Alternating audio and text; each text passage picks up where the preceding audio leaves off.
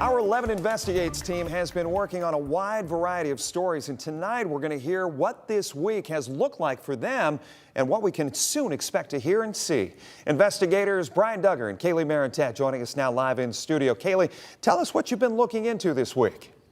Jeff, we're 2 for 2 when it comes to seeing some changes for our Call 11 for Action stories. The first about low-hanging telecommunications lines in Fort Clinton getting fixed, and now a West Toledo road getting its potholes fixed.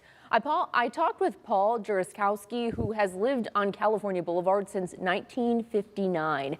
He says the last 7 or 8 years he's called the city to come fix the potholes on his road, and they always do. This year, though, when he called, he said the city already told him the job was done. The city spokesperson told me that they cold patched the street. Paul says the street looked the same, though. Now, fast forward to this week. When we told you about the story, the city came out and got the job done the next day, and the street looks way better. This story came from our phone bank a few weeks ago, and we have plenty of more Call 11 for Action stories and verifies we're working on. And Brian, you've got a great story coming up that came from Guilty Without Proof. Tell us about it. Yeah, this really is a fascinating story, Kaylee.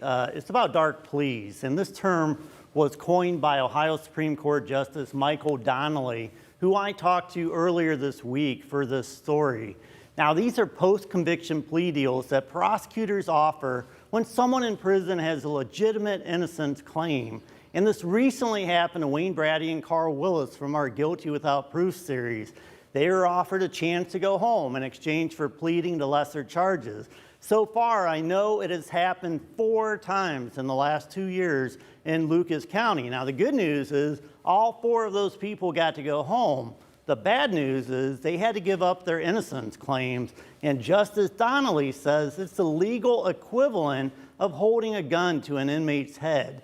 And what the data show is that those people who don't take these pleas, they typically win in court anyhow and get to sue for wrongful imprisonment. So prosecutors aren't just being nice by offering these deals. And honestly, it's another reason why a conviction integrity unit would be helpful in Lucas County. So these innocence claims can be thoroughly examined. But we're going to have much more on this topic in the weeks ahead. Jeff, back to you. All right, Kaylee Maritat and Brian Duggar joining us both in here with these Friday updates for you as we continue to investigate for you there at home.